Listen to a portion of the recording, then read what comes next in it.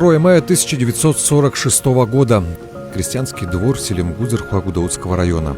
Здесь родился Сергей Платонович Дбар, обычный мальчишка из простой семьи. Никто тогда не знал, что через 46 лет он станет символом стойкости целого народа.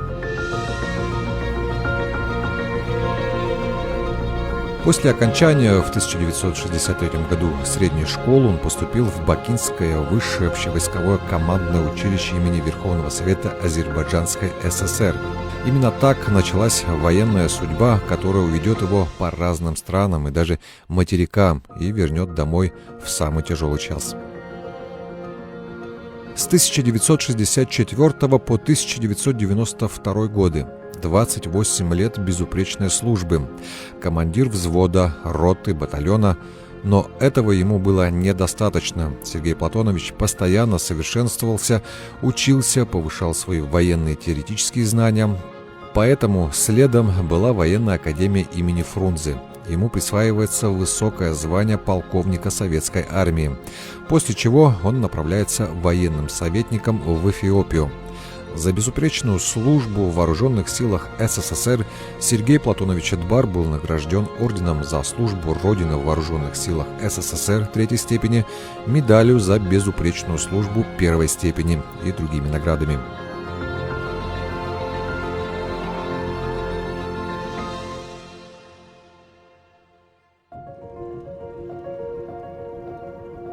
Когда ты с ним начинал разговаривать по военным делам, сразу видно было, что человек очень подготовленный. Но офицер советской армии, он заканчивал и академию, и офицерскую школу. Это, конечно, он отлично взял, не знаю, как никто, наверное, всеми этими делами он владел военными.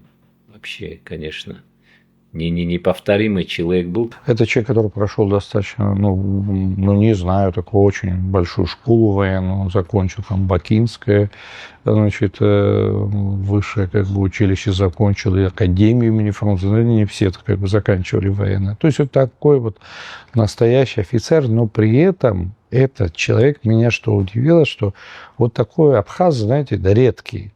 Вот это тепло такое, обычные офицеры, советской армии и так далее, не в обиду буду сказать, немножко такие жестковатые, не хочу неправильно, суровые такие, не такие.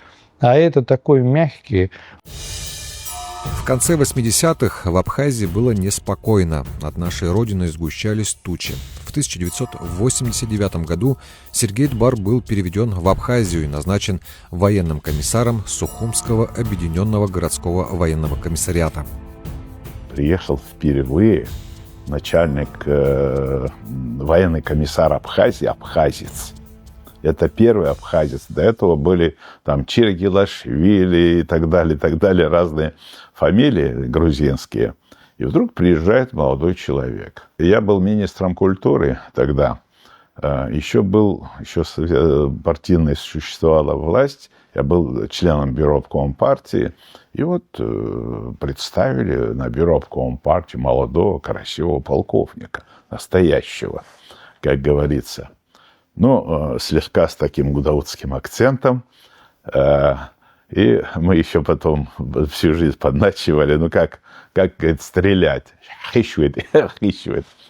Действительно, тогда не так часто близко не общались, но мне показалось, что этот человек очень чистый, очень честный, очень порядочный. Потому что рушили системы, загнивали, как говорится, если грубо так выразиться. И вдруг попадает такой чистый, честный, порядочный человек, более того, абхазец. Для нас это было, знаете, каким-то знаком, что ли. Потом уже жизнь показала, что действительно этот человек Богом прислан на свою историческую землю, он вернулся. Я первый раз Сергея Платоновича увидел, это было где-то перед войной, где-то год 91-й где-то год. Я в Мгузырху приехал, какие-то похороны были. Я первый раз увидел человека добродушного, такого, я увидел его, я не знаком был с ним, полковник, абхаз, интересный, красивый. Я удивился, мы всегда мечтали иметь каких-то офицеров, абхазов, которые находились, служили вне Абхазии. Но один из них вот как раз вот мне сказали, вот есть Сергей Платонович, который сегодня работает, служит военкомом Абхазии. И мне это очень импонировало, и меня это очень удивило, насколько он близок был к людям. Вот. Прошедшие к 40 годам столь значимый, сложный, как показало время, неповторимый никем путь, Сергей Дбар знал цену дисциплине, приказа и человеческой жизни. Эти уроки пригодятся ему очень скоро. Война нас застала в городе Сухум. Мы жили по проспекту Мира в пятиэтажке. Я, как сейчас помню, отец пришел домой, выпил с кружки воду, сказал моей матери: бери детей и езжайте в Гудауту. Сосед нас посадил в свою машину и отправил сюда, в деревню. Мы всю войну пробыли здесь, в деревне. Я учился в школе в Гудаутах. Он приезжал редко с передовых позиций. Но когда приезжал, это было в основном ночью. То есть до утра, до раннего утра, если он приезжал, максимум это было на протяжении всей войны, может быть, разов, 10, наверное, так как-то. Но он старался не распространять войну в дом. То есть, когда он сюда приезжал, это было больше как праздник, в принципе, что отец приехал живой, в целости и сохранности. Уже драхтош дром, рандиш бартом. Дара адро табре, а мне санаторию вовахайку, убрат там, где ваши жуи ходят, убадир цигина хейку, батан куеги, авач бинас, колонны и кургалоны брахар хорханигу. شعاتان كوجه информация شو مرات سوسوم بعاتان كحقوق برهيت باش جبعة بتيار برديم كوجو برهي أو عجيب فش يقص كبر تنزل بس يقوم أشتاب باش ما أشتاب حريحة ما حاشت باش في بعض كيلومتر برا وين كمات خلون شو بينك مسيرات تبتشوف بينه وجه عم توشتش بجشت خيار خزرب خبصات خبش باقي قبل ساعات سنبيخم كرب استبرهم. На полковника советской армии с колоссальным военным и управленческим опытом в августе 1992 года было возложено командование обороны Сухума. Сергей Платонович Дбар – это легендарная личность для Абхазии. Он был начальником штаба. Как я с ним познакомился, первый день войны, он уже был в 10 часов, он был уже на Красном мосту. И вот основное то, что он был патриот, он любил свою родину больше, чем себя. Это видно, вот когда у него спросили: ну вы можете остановить танки? А он как ответил: да, остановим мы танки. А куда мы денемся, если не остановим? Вот уже это патриотические такие, знаете, как чувства. درر خطوش تفتدر جريني قن حرجة راح عنقلنا أخسر حقوتنا حقن أخوص قرمتي درا تان كرمني عين ابنا أنا أخي تصار يخسوا بس بروفوكاسيو كويرتو بينو كربلوي دسوينو جيربلوي ناس حرجة تاك راحتي والجيش أنتو تكنيكال برات حي يكلرش زان كلرو يعني حم كوريج ماحتي أنا أحكي بتوم حيبتهم. Когда я в штаб пришел, когда увидел вот эти все карты, разрисованные с флажками, я понял, что мы в хорошие руки попали. Потому что такого не было за 2-3 дня, за 4, что война началась, такого не было у нас. Вот первый я увидел вот это все. Я служил в армии после института 1,5 года, офицерские курсы прошел. Но такой практики, как у этого человека, у Сергея Платоновича, естественно, у нас не было. Ну и вот мы оттуда, вот как-то у нас получилось, с ним двинулись, вот я двинулся с ним вот с того момента, мы были всегда очень близки друг к другу, и всегда он делал очень правильные вещи, и нас фактически вел к победе, и нас воспитывал очень серьезно. Воспитывал в каком плане? В дисциплине тоже. Мы же ополченцами были, собственно говоря. У нас В начале войны не было такой дисциплины, чтобы прямо подчиняться кому-то. Для нас, для абхазов, это немножко проблематично, но тем не менее он это смог добиться, это смог сделать.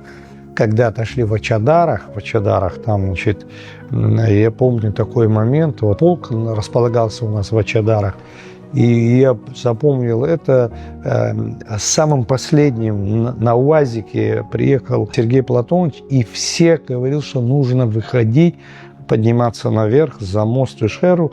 Он последний, ну, как бы, я наверняка уверен, что там могли и другие люди прийти послать. Он лично, значит, всех заставил подняться, потому что там были уже пленные грузины там у нас и так далее. Он, значит, сказал, что быстро нужно подняться наверх. Он, видимо, очень боялся, что мы можем остаться там, ну, в окружении. И мы практически одни из последних, я не знаю, еще, видимо, которые как бы поднялись, ну, вот уже через мост перешли. Ну, это тоже говорит о многом. Он сам лично спустился и проверял, все ли вышли за мост, значит, вот ребята, которые были. Без меня огонь не открывать из банок Кадровый офицер с безупречной репутацией Сергей Дбар четко понимал военную дисциплину. Он не терпел халатности, опозданий и равнодушия. Но вместе с тем солдаты знали, если случится беда, Сергей Дбар будет рядом не на бумаге, а в реальности. Он приходил к бойцам, разговаривал с ранеными, помнил по именам тех, кого зачастую начальники называют безликим словом «личный состав». С Сергеем Платоновичем Дбаром я познакомился в 1992 году, когда началась война. Я был на территории России, когда я услышал, что война началась. Приехал я в Черкесск, оттуда с добровольцами перебрался на абхазскую сторону, в город Гудаута. В то время, когда добровольцы приезжали, в городе Гудаута была такая гостиница «Осетия». Нас туда заселили. И в один прекрасный день такой мужик, грамотный, умный, по-военному, пришел к нам в гостиницу и начал с нами разговаривать. Очень интересно было его слушать. Я в то время ни его имя, ни фамилия, ничего не знал, вообще не знал, кто он такой. Знал, что он абхазец, но что он вот с таким опытом работы в советской армии. Оказывается, потом, как я узнал, этот был Сергей Платонович Дбар. Он очень долго с нами разговаривал, все время шутил. Такой вот человек был, вот, я вот никогда не забуду его. Ну, у меня такое ощущение было, когда мы вот с ним разговаривали, как будто я его уже несколько лет знал. Вот. И очень интересно с ним было разговаривать. Советский офицер по тем временам, такой вот подготовленный человек, полководец, тактику военную знал хорошо. Вообще познакомился я с ним вот непосредственно, да, уже во время войны. Это где-то вот после числа 20 августа мы со Станиславом Лаковым поехали на позиции в Колхиде, вот это перед Гаграми. И поднялись туда наверх, в окопы, где был Сергей Платонович. Вообще мы сначала не могли понять, где он, потому что, ну, все были одинаковые. В разнобой, кто как одет, и он ничем не выделялся среди других. Вот. И только когда он повернулся, я понял, кто это. Значит, визуально мы друг друга, естественно, знали, там поговорили немного буквально и уезжали. И вот когда мы спускались, я Славику говорю: Господи, какое счастье, что у нас есть вот такой военный. И не потому, что я что-то знал, там, хоть и был членом Госкомитета обороны, а его там, значит, военных способностей и так далее. Просто радость от того, что был абхаз, военный такого уровня. Вот я помню, мы спустились уже вниз, ехали обратно, и на Пицунском повороте стоял пацан буквально, чеченец, вот как оказалось, ему 16 лет. Он ехал в Гудауту, мы его взяли, вот я за рулем, Славик, значит, рядом, а он сидит сзади. И Славик поворачивается ему и говорит: ну вот как, говорит, наши ребята воюют. Вот пацан говорит такую вещь: ваши ребята грузин не боятся, но ваши ребята смерти боятся. А наш командир Дебар, он не боится, говорит, смерти. Я вначале не понял, о чем речь. Вот он Дбар так назвал, Дебар. Значит, вот это первое наше знакомство было с Сергеем Платоновичем. Вот достаточно было этих 20 минут, просто как он общался с ребятами. Это же было ополчение, господи. Собранное из лоскутов отовсюду и так далее. Там были многие ребята гагарские, которых я знал и знаю до этого, и сейчас знаю. Вот, но он вроде бы не выделялся среди них, но был командиром. Вот это редкое умение. Оно и потом было у него. Он был депутатом обычным, но был на голову выше других. Ну, до знакомства могу сказать, что как будто по рассказам и по наслышкам, как будто я его 100 лет знал.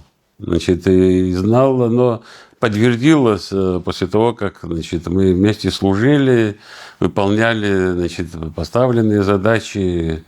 Значит, у этого человека, значит, характер, ну, душа человека, да, можно так сказать.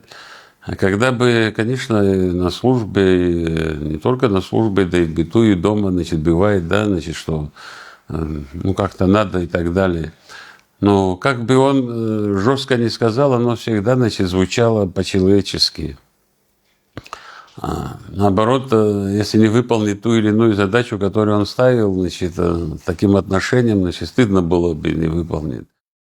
В конце августа 1992 года полковник Сергей Дбар был направлен на Бзыбский оборонительный рубеж. Ему предписывалось исполнять обязанности начальника штаба, однако на месте ему пришлось исполнять обязанности командующего оборонительным рубежом. С первых дней прибытия Сергей Платонович приступил к выравниванию линий фронта, обеспечению личного состава вооружением, продовольствием, установлению связей с местным населением. Вскоре при его активном участии была разработана операция по освобождению Гагры. 1 октября 1992 года абхазские вооруженные формирования совместно с добровольческими отрядами перешли в наступление на Гагрском фронте и уже 2 октября освободили город Гагру, а 6 октября всю северо-западную часть Абхазии. Это была первая крупная победа наших войск.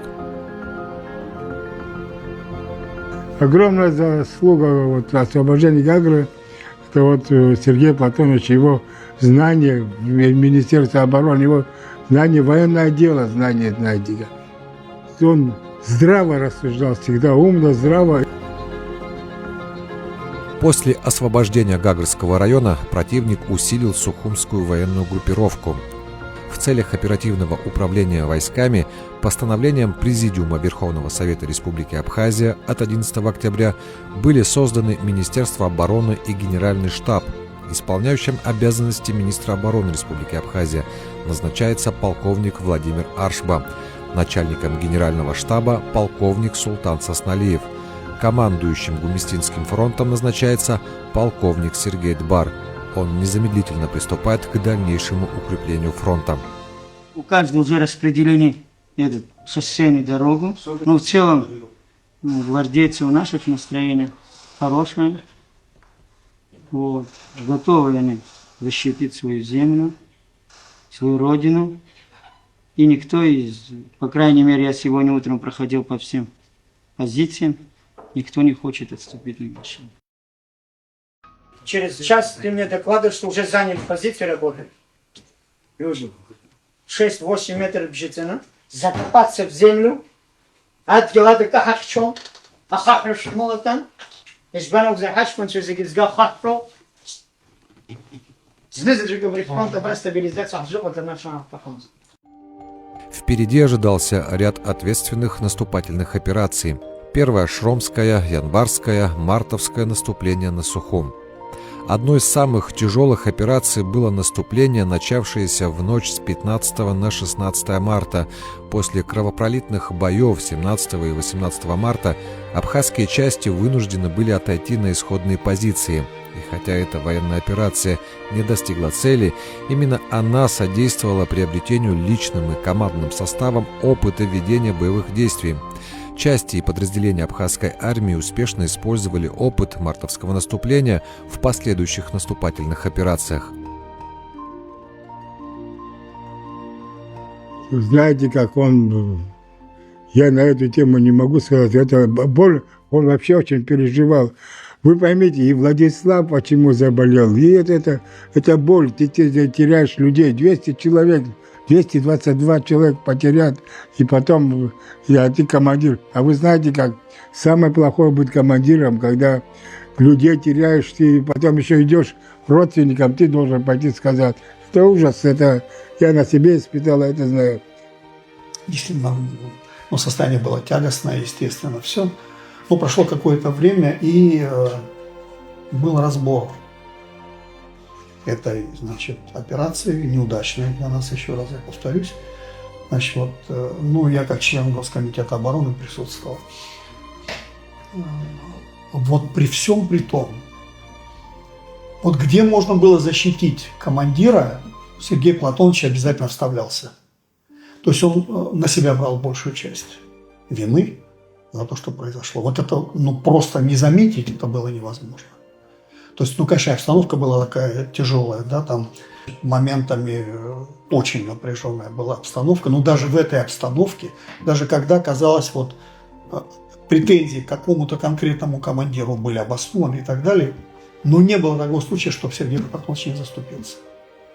Он все переводил на это наша недоработка, это мы наверху не доработали, просто было поразительно. И я думая по всем этим делам, знаете, что хочу сказать? Такое редкое сочетание произошло у нас. Почему, я думаю, сейчас у нас все получилось. Во-первых, был гений политики Владислав Арзамас. Это однозначно. Был гений народа. Народа, который был нацелен на победу. И этот народ подтянул остальные народы, жившие здесь. Однозначно это было. Был зов добровольцев, которые явились. Но и к этому еще надо добавить гений военного. И я очень счастлив, что нас никто не может упрекнуть в том, что, формировалась победа, в каких-то частях этой войны не вами, нет нами. Наше неудачное мартовское наступление имеет, конечно, под собой одну такую серьезную вещь, о которой говорили при жизни и он, и султан Асланбекович Сасналиев. Нам помогали тогда делать этот наступательный план. Но дело все в том, что, скорее всего, информация эта ушла. Это одна из причин нашей неудачи. А уже наступление, освобождение Сухумское окончательное готовились двумя людьми. И один из них был Сергей Платонович Дбар. Я считаю, это счастье, это то, чем мы должны гордиться. Далеко не каждая нация, я думаю, имела такого руководителя, такого уровня. То есть все компоненты от политического до военного сложились. Да, конечно, султан Асланбекович был вместе с ним, даже разговора нет, но гений места, Сергей Платонович Дбар в этой абхазской историографии. И я считаю, это одна из составляющих нашей удачи, нашего успеха. Когда мы подъезжали к Гумистинскому мосту, он всегда отключал магнитофон и не разрешал нам разговаривать. Для него это было очень больно вспоминать ребят, которые там погибли. И как-то это нам привилось, то, что отец всегда относился именно к Гумистинский бой, потому что это основная линия фронта, где очень много ребят погибло и в мартовское наступление, и после него. Он всегда к этому относился очень трагично. И всегда нам объяснял, вплоть поименно, где кто погиб, при каких обстоятельствах. Он это всегда в себе переносил. Очень сильно переживал. И все эти послевоенные года это по нему видно было.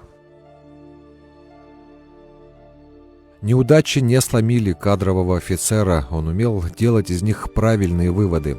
В период реорганизации Вооруженных сил Республики Абхазия 21 мая 1993 года полковник Дбар был назначен начальником Генерального штаба Вооруженных сил с присвоением ему звания генерал-майор. Той же высокой чести удостоен Сергей Платонович Дбар,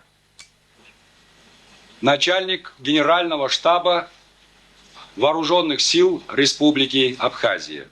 На этих кадрах редчайшие минуты. Сергей Платонович не у карты, не на передовой и не в окопах, а ведь именно так и прошла вся его война. Республики Абхазия. Безграничная ответственность, постоянное внутреннее давление, круглосуточное планирование, нервное напряжение. Конечно, все это сказывалось на Сергее Платоновиче. Естественно, мы наблюдали за ним то, что он стремительно старел. Из брюнета к концу войны это был абсолютно седой человек. Ну, мы видели, что с каждым его приездом он все больше и больше, если можно так сказать, старел. От нервов, от переживаний.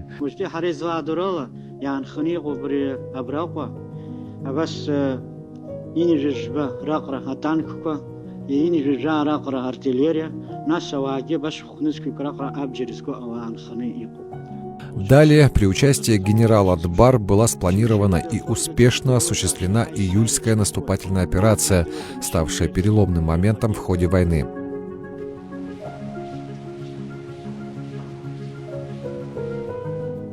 В этой операции Сергей Дбар проявил отвагу, храбрость в сочетании с искусством руководить войсками на полях сражений.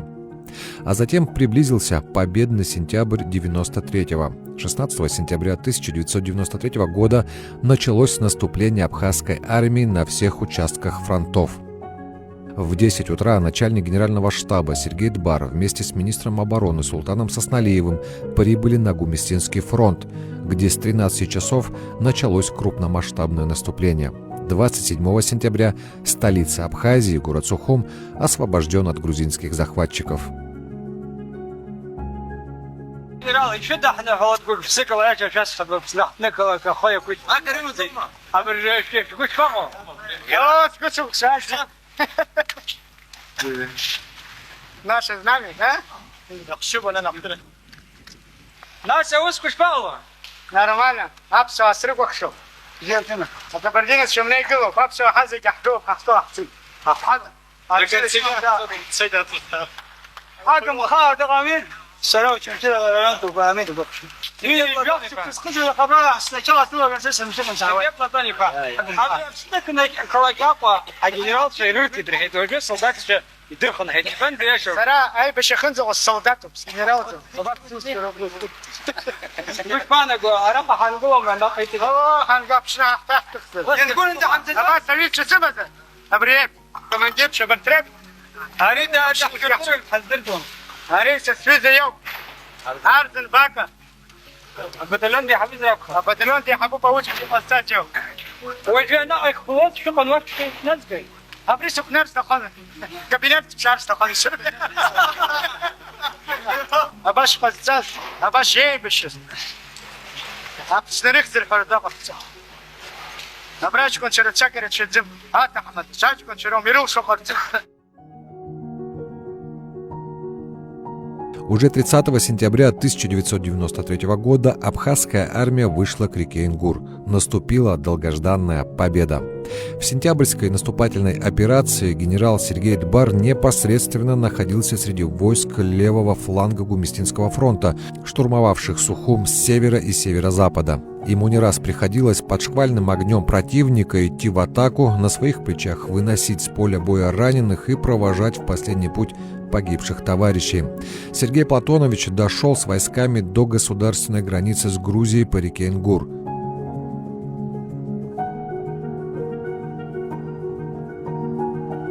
После окончания войны деятельность начальника Генерального штаба Вооруженных сил генерал-майора Сергея Дбар получила высшую оценку. 30 декабря 1993 года Верховный Совет Республики Абхазия принимает постановление о присвоении воинского звания генерал-лейтенант Дбар Сергею Платоновичу, а 27 сентября 1994 года Сергей Платонович за особую храбрость и мужество, проявленные при защите Республики Абхазия, был удостоен звания Герой Абхазии.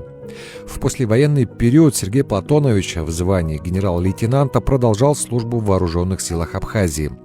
С 30 августа 1995 года по 19 июня 1996 года был в должности первого заместителя министра обороны Республики Абхазия. В июле того же года Сергей Платонович назначается советником президента Республики Абхазия по военным вопросам.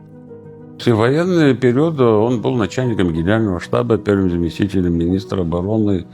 Я был, командующим восточной группой войск Вот, после Восточного фронта так, значит, оно перешло плавно. Вот, конечно, значит, днем и ночью приходилось, конечно, задачи мы получали с Министерства обороны, в группу войск, как и в другие части подразделения, выполняли тогда, как известно, неспокойная, значит, была это на границе, Гальская зона.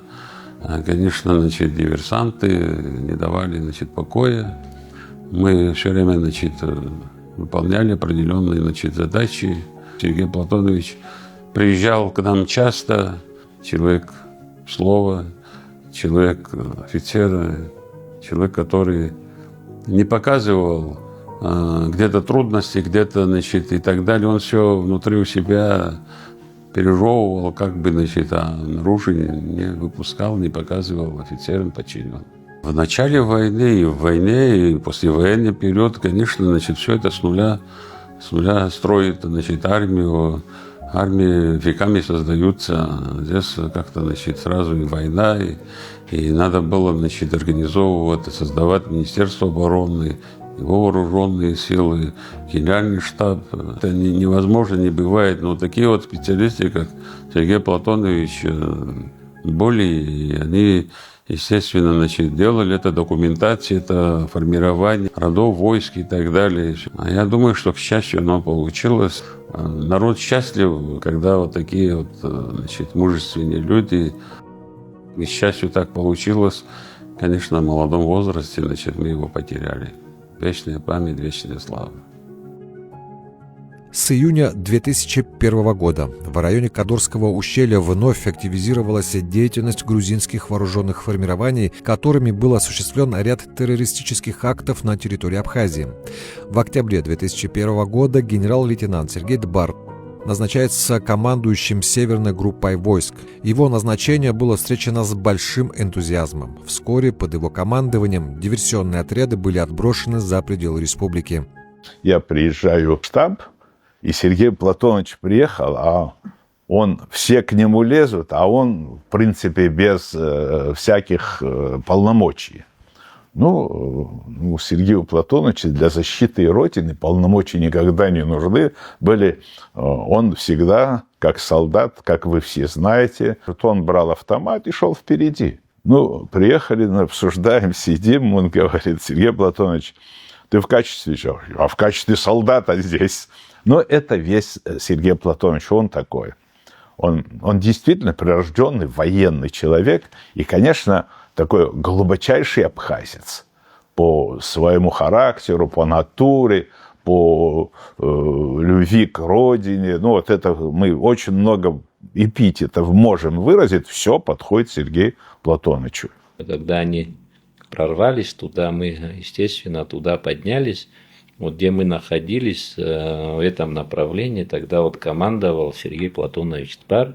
Я еще ближе там с ним познакомился. Все время он нам ставил задачи, но он всегда человека духом поднимал. Кто его не знал, когда он с ними разговаривал, никогда никто не подумал бы, что он какой-то военный человек, потому что он очень простой был, с молодыми находил общий язык, со взрослыми тоже как-то вот он разговаривал. Он вообще вот такой вот человек был очень интересный, одаренный вот природой. В марте 2002 года Сергей Платонович был избран депутатом Народного собрания парламента Республики Абхазия. Парламент избирает его вице-спикером, и эта новая стезя для генерала Дбар была весьма успешной. Сергей Платонович мог избраться везде в Абхазии. Не только где он там избрал, в любом месте Абхазии, что в восточной части в Абхазии он мог прийти, его избрали. Потому что имя, авторитет этого человека настолько был высокий, что вообще не подлежало никакому, вообще, даже рядом никто бы не встал. Все, что сделано за прошлые годы, огромную работу делал Сергей. Причем чуть ли не... Ну, для меня он был главная сила, с кем я советовался, решал иногда допоздна. Ну, к великому сожалению, не очень долго он жил вместе уже в парламентской жизни. Несколько месяцев буквально, но за это несколько месяцев он очень-очень много делал. Я представляю, лет 5 хотя бы мы вместе остались бы. Мы друг друга дополняли. То, чего не было у меня, было у него. То, чего у него не было, было у меня. То есть это чиновничья работа, опыт работы, как-то вот такой с людьми и так далее, так далее. А он военной, прямотой, революционной, который мы иногда, когда какие-то вопросы обсуждали, у него были всегда крайне такие, знаете, патриотические позиции. Мы его, Сергей Платонович, ну, правильно говоришь, но в Абхазии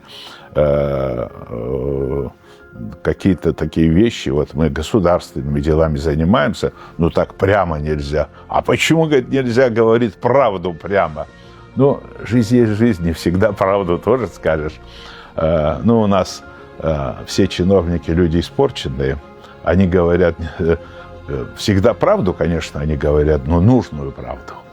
А Сергей Платонович, у него была одна правда такая. Вот мы отличались этим, а это очень здорово нам помогало. За это короткое время он сумел как-то вот двинуть с мертвой точки много проектов закона, которые они просто так вот находились, никто их не двигал. Это имеется в виду даже вот именно по военным делам. Там 5, 6, 7, 8 законов, он за 3 месяца их начал отрабатывать. А потом, когда так случилось с ним, я был председателем комитета по обороне и безопасности, мне очень легко было вот эти законопроекты, которые он отрабатывал, я доработал их, и уже мы их приняли, завершили.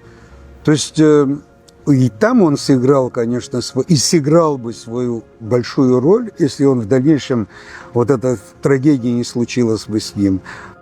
Сергей Дбар был не только военным и государственным деятелем. Он активно участвовал в общественно-политической жизни страны. Он был одним из инициаторов создания Союза ветеранов Отечественной войны народа Абхазии Амцахара, который впоследствии возглавил.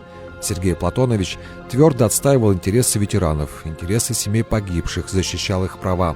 На этой должности он оставался и в 2001 году, когда организацию преобразовали в общественно-политическое движение.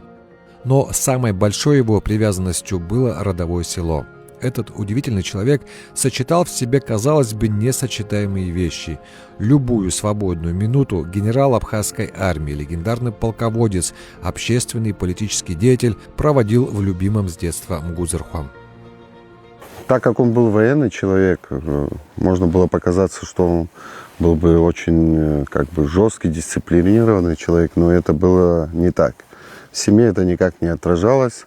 В семье он был очень мягкий человек, очень добрый человек, и он, по большому счету, нам с братом привил так любовь к деревне. Вот я помню все детство, вот каждую субботу-воскресенье, вот в пятницу после рабочего дня отца мы садились в машину и ехали в деревню. И здесь уже он погружался в обычную сельскую жизнь, не касаемо его работы, не касаемо его профессиональной деятельности.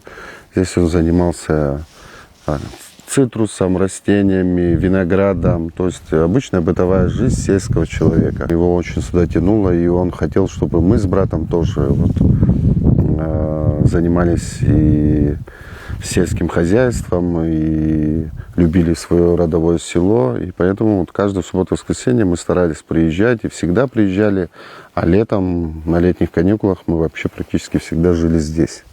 Здесь он очень любил общаться со своими сельчанами. Они всегда здесь собирались, когда он приезжал.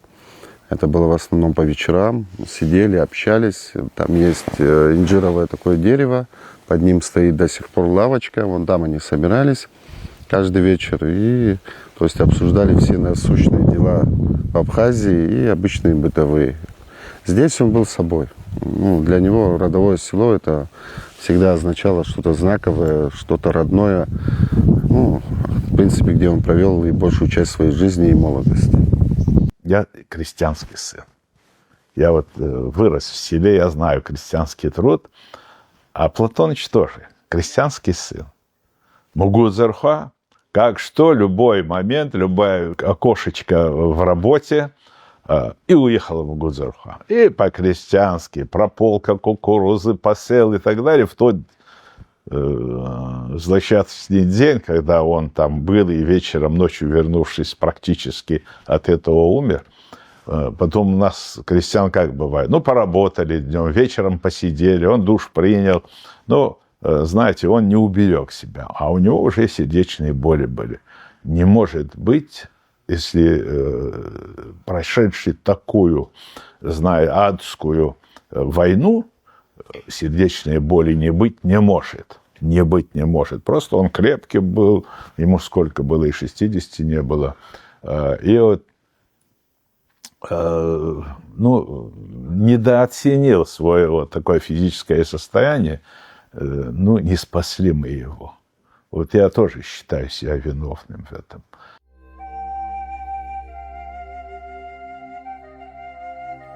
Его сердце остановилось 27 июня 2002 года. Ему было 56. Говорят, не выдержало несправедливости, но память о нем осталась навсегда.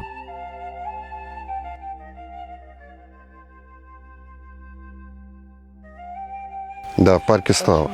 Кто настоял на том, чтобы похоронили? Настояли мы, то есть я с моим братом. Почему настояли? Потому что ранее я рассказывал о том, что он очень любил свое родовое село, и мы с ним приняли решение, что все-таки отец должен покоиться здесь. И семья за ним присмотрит, и внуки и внучкам расскажем, какой он был, и увидят. Ну, так мы посчитали правильным, и по-абхазски посчитали правильным, чтобы отец был похоронен в родовом доме, в родовом селе, откуда он вышел. В Абхазии никогда не забудут выдающийся вклад Сергея Платоновича Дбар в победу абхазской армии в Отечественной войне народа Абхазии 1992-1993 годов. В мае 2005 года указом президента Республики Абхазия Сергея Васильевича Багапш за выдающиеся заслуги в период Отечественной войны народа Абхазии и активное участие в общественно-политической жизни Республики Абхазия Сергей Платонович был награжден орденом Ахзапша первой степени посмертно. Одна из центральных улиц столицы переименована в улицу генерала Дбар. В парке боевой славы установлен его бюст. Музей Отечественной войны народа Абхазии в городе Гудаута назван его именем. Сергей Платонович является собой яркий пример нашего общего духовного и нравственного достояния, неиссякаемый источник национальной гордости и патриотизма. Я шаг за шагом иду, как военный профессионал. Ну давай. Ошибешься, расстреляем. Ничего. А там уже не придется. Уже не придется. Только за меня там 100 грамм. Ребята, мы воюем не за то, чтобы умерли, а за то, чтобы выиграли. Выжить, выиграть. Выиграли. Доказать, что мы... Абзирезы. Все будет нормально. Абзирез сам. И всегда, с человеческой точки зрения, Сергей Платонович был безупречным. С точки зрения абхазского Аламеса, Ауэра, вот нашего абхазского, ну, большего абхаза я не знаю. Ну, люди, которые вот так впереди, открытой грудью защищали Родину, ну, конечно, они очень достойные люди. Один из самых достойных людей нашей Абхазии, последнего вот, нашего столетия, есть Сергей Платонович Дбар. Сегодня имя генерала Сергея Дбар продолжает жить не только в официальных биографиях и военных архивах, оно звучит в делах его семьи, для которой служение Родине стало делом чести и внутренним законом. Оба его сына, Денис и Дмитрий, пошли по стопам отца. Отец никогда как бы не говорил, чтобы мы были военными там, или в правоохранительной системе работали. Самостоятельно было принято решение. Я учился тогда в городе Барнаул в Алтайском крае, когда после смерти отца принял решение перейти на заочно и вернулся в Абхазию. Мой брат уже работал в правоохранительной системе, и я тоже принял решение пойти вот, в Государственную службу охраны в тот период. И как бы пойти по стопам отца, потому что я считал, что это правильно, и что надо продолжить его жизненный путь Может быть, не так, как он, но постараться, по крайней мере, быть похожими на него. Денис Сергеевич Дбар был одним из самых перспективных молодых оперативных сотрудников. Борьбу с незаконным оборотом наркотиков, этот сложный и опасный путь он выбрал сам. Хотел уберечь друзей от смертельной опасности. Денис трагически погиб 11 августа 2009 года при исполнении служебных обязанностей во время задержания опасного преступника. В то время он уже был заместителем начальника отдела по борьбе с незаконным оборотом наркотиков МВД Республики Абхазия. Я работал в государственной службе охраны. Мой брат со службы госбезопасности перешел в Министерство внутренних дел. Трагически погиб при исполнении служебных обязанностей. И это сподвигло меня пойти в службу госбезопасности. Я выбрал направление по борьбе с организованной преступностью и распространению наркотических средств. Это именно я посчитал правильным в тот период продолжить то, что мой брат начал.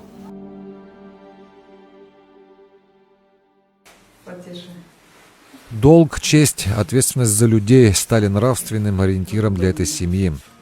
Супруга Сергея Платоновича Дбар, Рима Викторовна Шоня, бережно хранит семейные ценности и семейный архив. По ее инициативе часть материалов из личного архива передана в музей, названный в честь генерала Сергея Дбар. Славное имя великого полководца носит его внук Сергей Дмитриевич Дбар, который, несмотря на юный возраст, хорошо знает, кем был дедушка. Дедушка? Да. Военным. Правильно. Даже генералом, да? Да. А ты хочешь быть похожим на дедушку? Или на папу? На дедушку. О великом дедушке и его подвигах с детства по рассказам мамы Назиры Анкваб слышали внучки Сергея Платоновича Анастасия и Екатерина. После ухода из жизни Сергея Дбар, его супруга Рима Шоня, не просто гордится званием и заслугами полководца, она хранит те ценности, которыми жил ее супруг: достоинство, уважение к людям и любовь к своей стране, без громких слов. Рима, супруга очень хорошая. Вот достойная супруга, которая прошла с ним очень многое, которая воспитала достойных сыновей. Ну, так уж случилось с одним, да, но есть другой. Есть внуки, есть внук, названный в его честь. Понимаете как? Мы живем в таком мире, когда многое на показ. И, наверное, не очень бы удивились, если бы она на показ себя выставляла. Даже в то время. Вот, но ведь этого близко нет. Абсолютно скромная женщина. Вот абхазская женщина, знающая свое место рядом с таким мужчиной. Вот это Рима. Я, конечно, очень хотел бы пожелать ей долгих лет, радости внуков. Ну и я думаю, в Абхазии не будет человека, который не будет радоваться вместе с ней в такой ситуации. Это действительно очень дружная была семья. Но у нас у абхазов, знаете, не всегда, есть какие-то узурпаторы-мужики, но в основном очень нежные отношения мужа и жены. А в данном случае это было просто не просто хорошие отношения, а можно было мечтать об этом. Вот такая семья шикарная. Мальчики были очень хорошие. Сейчас, видите, сейчас мы гордимся. Вот Димка у нас, извините, Дмитрий Сергеевич, у нас сегодня возглавляет безопасностью нашей страны, занимается. Очень достойный парень, генерал целый. Мы с Димой 5 лет проработали в парламенте, почти 5 лет. Очень достойный, он несет имя своего отца. Очень достойный человек. Возможно, Дима немножко, как вам сказать, Сергей Платонович более мягкий человек, Дима немножко более, в силу своей сферы работы, он возглавлял МВД, сейчас возглавляет СКБ, но внутри он чистый человек, и замечательно, что есть такой сын известный, который продолжает дело отца в строении государства, в строительстве государства, это очень важно. И, естественно, конечно, его потомки, его сын, его внуки, они всегда будут, как вам сказать, где-то всегда в тени своего деда, в хорошем смысле этого слова, но, слава богу, я думаю, что Дима оправдал, как бы, я абсолютно уверен, что если отец был бы жив, он был бы этому очень, как вам сказать, рад достижениям, потому что родители всегда больше радуются, чем свои достижения своих детей. Очень большой патриот своей страны. Ну, я не знаю, как бы, редкий патриот своей страны. Ничего не могу сказать. Он молодец, он продолжает делать своего отца. Вот, ну, очень жаль, конечно, что отец в таком молодом возрасте умер. Что поделаешь. Генерал Сергей Платонович Эдбар. Человек, который стал легендой при жизни.